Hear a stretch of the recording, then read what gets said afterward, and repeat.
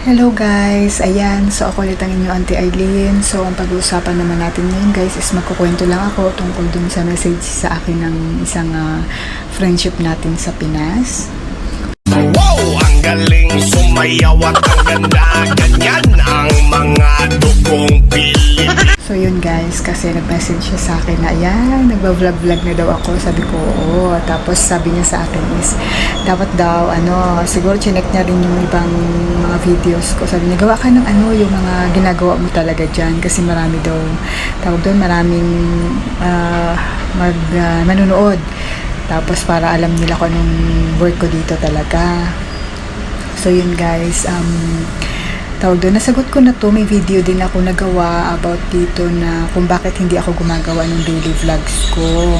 So yun, ulitin ko na rin kasi na may nagsuggest sa akin. Pero thankful ako na nagsuggest siya ng ganun para maging marami yung manunood at saka maging subscribers ko, ganun. Pero kasi guys, alam niyo, sa totoo lang, to be honest with you, yung siguro nung bago-bago pa lang ako gumawa ng content, yung mga friendship ko, mga kakilala ko sa Facebook, yung mga ganyan, at mga kamag-anak ko, talagang nag-aano ko ng link, nasabi ko pa subscribe naman ako ng channel ko kasi bagong gawa pa lang ako, ganun. Pero nung lately, hindi na, talagang wala akong pakailan kung maraming mag-subscribe sa akin o hindi. Karamihan ng subscribers ko guys is organic. Kumbaga, hindi na ako nagsisend ng link na i-like and subscribe nyo naman yung channel ko. Actually sa TikTok, itong una, naglagay ako ng link ko, pero ngayon inalis ko na rin. Tapos, hindi ko alam. Siguro kasi siguro dahil hindi nag-enjoy ako sa ginagawa ko, hindi dahil gusto ko maparami yung, thankful ako. Gusto ko din talagang dumami. Sino ba naman ang ayaw na dumami yung subscribers, diba? Pero, parang hindi kasi yung ko, na gumagawa ako ng video kasi gusto ko. At saka, parang ang sarap sa feeling na may nag-subscribe sa'yo dahil nagustuhan yung videos mo at saka gusto yung content na ginagawa mo. Siyempre, kumbaga, bakit nila panonoorin, bakit nila isa-subscribe kung di ba kung hindi nila gusto ganun. Parang sarap sa feeling lang kasi na nag-subscribe sila dahil gusto nila, hindi dahil pinilit ko sila or dahil nakiusap ako or something. Pero nung una talaga, yung pinupush ko talaga yung channel ko. Pero ngayon wala na. Talagang kung may mag-like yan, kung may mag-subscribe, okay lang ako.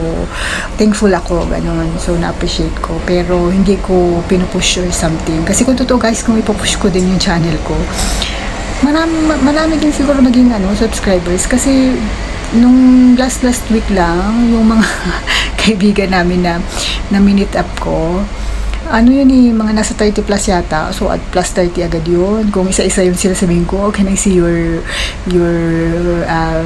YouTube brother? Can you subscribe my channel? Di ba, madali lang sabihin kasi lang na-click lang nila yun kung talagang gusto ko. Pero hindi kasi para ngayon, organic yung nangyayari sa channel ko. Kung may mag-subscribe, thank you. Kung wala, okay lang din. Basta nag-enjoy ako sa ginagawa ko. So, yun. Kasi, ibig sabihin kung nag-subscribe sila is nagustuhan nila or gusto nila yung topic na ginagawa ko. So, yun. Kaya, pero na-appreciate ko sis yung na gumawa ko ng daily vlog ko about sa work ko para makita nila mas maraming manood. Pero kasi nasagot ko na to dati kung anong reason ko kung bakit hindi ako pwedeng gumawa ng daily vlog ko, kasi ayoko pong ipakita yung surroundings ko. Ulitin ko, nasa contract ko po kasi talaga na bawal ilabas or ipakita ang bahay ng amo ko at saka ang basta kahit mukha ng alaga ako, yung mga ganyan, or kahit, so paano kasi ako makakagawa ng for example yung schedule ng pagba-vacuum ko. So mag-video ako na nagba-vacuum, so nakikita yung paligid ko, and ayoko talagang break ng kung ano yung nasa kontrata ko. Kasi as OFW, as a domestic helper, meron po kami contract natin na sinusunod. At gusto ko mag-vlog, gusto ko rin makita ninyo, maano ninyo kung gaano. Hindi mahirap yung work ko guys, sobrang dali lang yung work ko. Pero hindi ko nga kasi, proud ako sa trabaho ko, pero hindi ko talaga siya pwedeng ilabas o ipakita ko ng ginagawa ko. Kasi nga po, ayoko ipakita yung bahay. Kasi nasa kontrata talaga na bawal yan sa akin.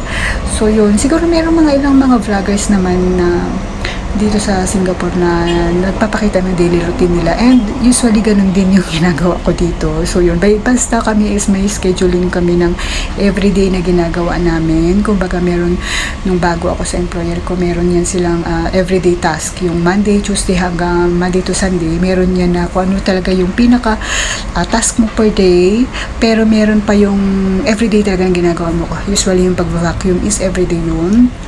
But like Monday, meron ako schedule na like Monday, may schedule ako. The first Monday ko is, for example, maglilinis ako ng mga bintana. Second Monday, second week is pagpapalit ng kortina. Third Monday is yung alilinis ako ng storeroom. Kung malinis pa storeroom, yung dining area, yung ganon. So, meron yung mga ganyan. Tapos, basta meron akong scheduling, guys, na sinusunod. At pag natapos ko na yun, okay na yun. So, maalwan lang talaga yung trabaho ko. Pero yun nga, ulitin ko po, hindi ako pwede talagang mag-ano ng daily routine ko. It's because ayoko pa talagang makita yung surroundings ko. Katulad ngayon, nagbe-video man ako, pero hindi nyo nakikita yung nasa likuran ko, kung anong klaseng bahay meron dito sa working area ko, sa workplace ko, kung saan ako nakatira. Kasi yun po, syempre, mahal ko, gusto ko, kaya nga ako nag-vlog, gusto ko itong ginagawa ko. But, syempre, mas gusto ko at mas kailangan ko yung trabaho ko. Kasi ang lawak ng YouTube, so maraming pwedeng hindi ko hinihingi, pero hindi natin alam kung bukas makalawa is mapanood to ng amo ko. So at least wala akong nilabag sa nasa kontrata ko, 'di ba? So yun.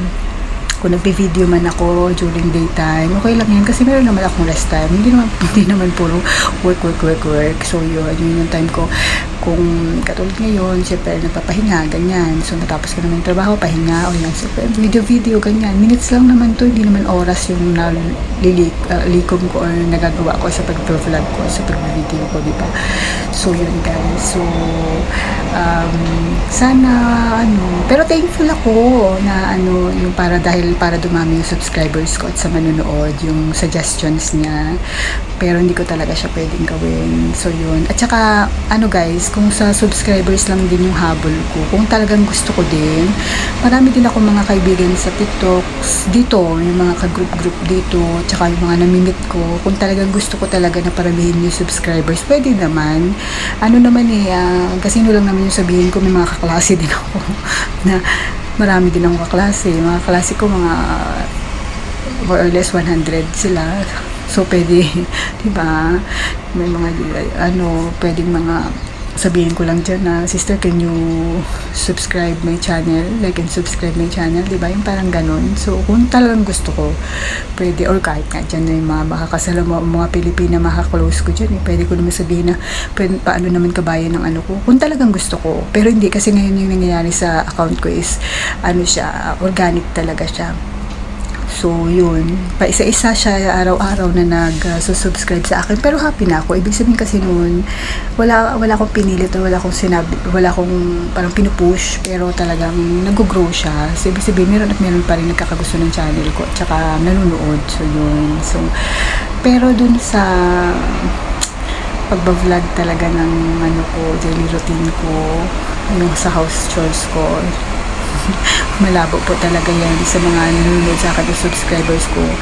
Hindi ko po talaga pwedeng gawin yan. Manood din lang kayo, marami naman nagba-vlog dito ng mga kapwa ko OFW about sa kung paano yung working nila, schedule nila, sa cooking nila, sa everything. Pero sa cooking talaga hindi ako nagluluto, guys. So yun, kaya hindi din ako makagawa ng mga vlog na ganyan. So yun.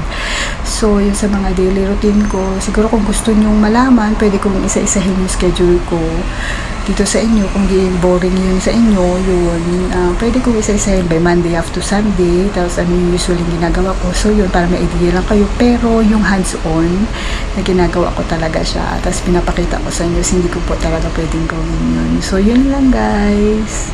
Bye-bye.